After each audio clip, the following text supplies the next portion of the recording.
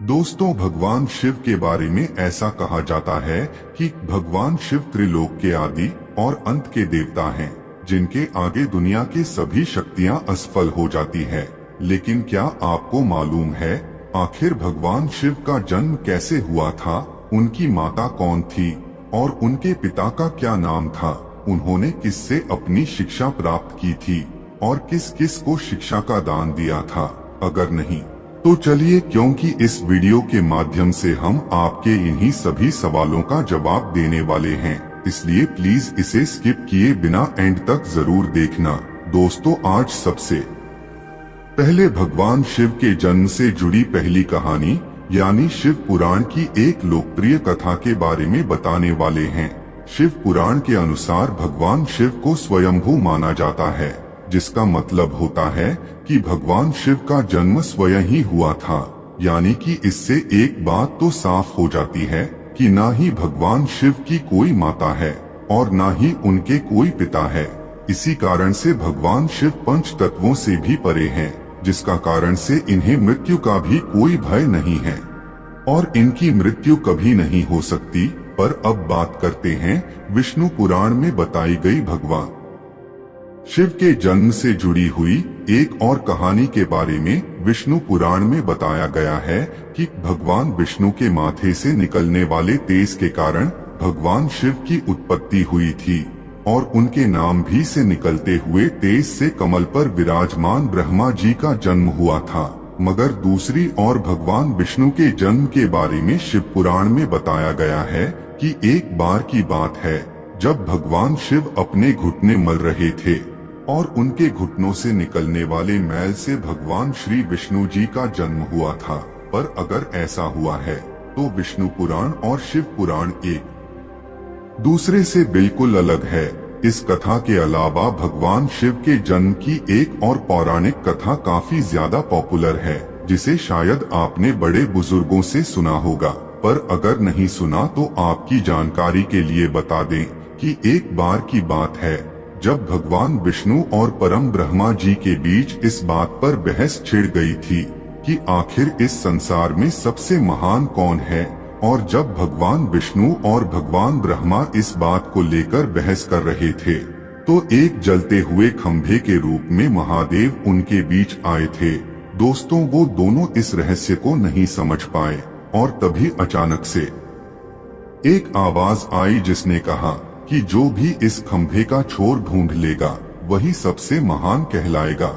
ऐसा सुनते ही ब्रह्मा जी ने एक पक्षी का रूप लिया और खंभे का ऊपरी हिस्सा ढूंढने निकल गए। वहीं विष्णु जी ने वाराह का रूप धारण किया और खंभे का अंत ढूंढने निकल गए। बहुत देर तक खोजने के बाद भी दोनों में से किसी को भी खंभे का छोर नहीं मिला और दोनों हार मानकर वापस आ गए। जिसके बाद भगवान शिव अपने असली रूप में आए और फिर भगवान विष्णु और ब्रह्मा जी ने ये मान लिया कि महादेव ही सबसे महान और शक्तिशाली है। इनसे बड़ी शक्ति इस दुनिया में कोई नहीं है। इसके साथ ही शिव पुराण में बताया गया खंभा इस बात को दर्शाता है कि ना ही भगवान शिव जन्मे थे और ना ही उनका कोई अंत है। और एक कारण तो यही है कि भगवान शिव को स्वयंभू कहा जाता है, यानी भगवान शिव का अंत है ही नहीं, वे अमर हैं।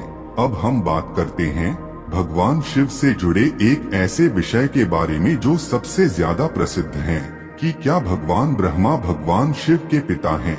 जी हाँ, इनकी ये कहानी लोगों के बीच काफी प्रसिद्ध है। तो आपको बता दें कि आखिर किस प्रकार भगवान शिव ने ब्रह्मा पुत्र के रूप में जन्म लिया था। इसके पीछे विष्णु पुराण की एक पौराणिक कथा है, जिसके अनुसार जब धरती, आकाश, पाताल या कहें पूरा यूनिवर्स जलमग्न यानी पानी में डूबा हुआ था, तब भगवान विष्णु के अलावा कोई भी देव या प्राणी इस संसार में नहीं था। तब केवल विष्णु ही जल सतह पर अपने शेषनाग पर लेटे हुए नजर आ रहे थे। जिसके बाद उनकी नाभि से कमल की डंडी पर ब्रह्मा जी प्रकट हुए और जब भगवान ब्रह्मा और भगवान विष्णु इस यूनिवर्स से संबंधित बातें कर रहे थे तब भगवान शिव प्रकट हुए। जिसके बाद ब्रह्मा ने उन्हें पहचानने से इनकार कर दिया। इस कारण से भगवान शिव रूठ गए और उनके रूठ जाने के कारण भगवान विष्णु ने उन्हें दिव्य दृष्टि प्रदान कर ब्रह्मा जी को भगवान शिव की याद दिलाई, जिसके बाद भगवान ब्रह्मा को अपनी गलती का एहसास हुआ और शिव से क्षमा मांगते हुए उन्होंने उनसे अपने पुत्र रूप में पैदा होने का आशीर्वाद मांगा, जिसका कारण से भगवान शिव ने भगवान ब्रह्मा की प्रार्थना को स्वीकार करते हुए उन्हें आशीर्वाद दे दिया। लेकिन इसके बाद जब भगवान ब्रह्मा ने इस सृष्टि की रचना शुरू की तो उन्हें एक बच्चे की जरूरत पड़ी और तब उन्हें भगवान शिव का आशीर्वाद ध्यान आया, जिसके लिए भगवान ब्रह्मा ने तपस्या की और बालक के रूप में भगवान शिव उनकी गोद में रोते हुए प्रकट हुए। आपको बता दें कि यह भगवान शिव का एकमात्र बाल रूप है। जब भगवान ब्रह्मा ने उनके रोने का कारण पूछा तो उन्होंने बताया कि उनका कोई नाम नहीं है। तब भगवान ब्रह्मा ने भगवान शिव का नाम रुद्र रख दिया, जिसका मतलब होता है रोने वाला। पर इसके बावजूद भी भगवान शिव चुप नहीं हुए, इसलिए ब्रह्मा ने उन्हें दूसरा नाम दिया, पर शिव को वो नाम भी पसंद नहीं आया और फिर भी वे चुप नहीं हुए। इस तरह शिव को चुप कराने के लिए भगवान ब्रह्मा ने भगवान शिव को 108 नाम दिए थे, जो रुद्र, शर्व, भाव, उग्र, भीम, पशुपति, ईशान और महादेव जैसे नाम थे। और शिव पुराण के अनुसार उनके ये नाम पृथ्वी पर लिखे गए थे। इसके बाद बात आती है श्रीमद् देवी महापुराण की। तो श्रीमद् देवी महापुराण में भगवान शिव की माता और पिता के बारे में बताया गया है। श्रीमद् देवी महापुराण के अनुसार देखा जाए तो एक बार जब भगवान नारद जी ने अपने पिता भगवान ब्रह्मा जी से पूछा कि सृष्टि का निर्माण किसने किया है, साथ ही भगवान विष्णु, भगवान शिव और आपके माता पिता कौन है, तब भगवान ब्रह्मा जी ने नारद जी को त्रिदेवों के जन्म के बारे में बताया। जो बताया वो वाकई चौंका देने वाली बात थी। दरअसल उन्होंने कहा कि देवी दुर्गा और शिव स्वरूप ब्रह्मा के योग से ब्रह्मा, विष्णु और महेश का जन्म हुआ था। यानी प्रकृति का रूप लिए माँ दुर्गा ही हम तीनों की माता है और ब्रह्मा या निकाल सदाशिव हमारे पिता है। इसके साथ ही श्रीमद् देवी महापुराण में भी भगवान विष्णु और भगवान ब्रह्मा के बीच हुए झगड़े की एक कहानी मिलती है, जिसके अनुसार एक बार श्री ब्रह्मा जी और विष्णु जी में झगड़ा हुआ और दोनों में बहस छिड़ी हुई थी।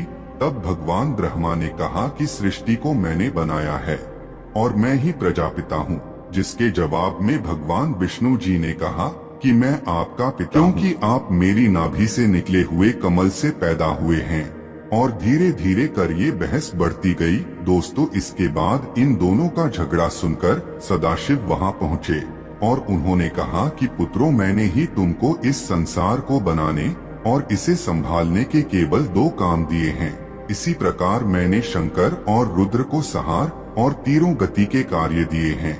इसके साथ ही उन्होंने कहा कि मेरे 5 मुख है, एक मुख से अकार, दूसरे मुख से उकार, तीसरे मुख से मुखकार, चौथे मुख से बिंदु और 5वें मुख से नाद यानी कि शब्द प्रकट हुए हैं। उन्हीं 5 को एक साथ मिलाकर देखा जाए तो एक अक्षर ओम बनता है, जिसे आज हम सभी भगवान शिव के मूल मंत्र के रूप से जानते हैं। इतना कहने के बाद भगवान ब्रह्मा और विष्णु दोनों ही समझ गए कि भगवान शिव से ज्यादा शक्तिशाली इस दुनिया में कुछ भी नहीं है और दोनों ने भगवान शिव को प्रणाम किया और चले गए।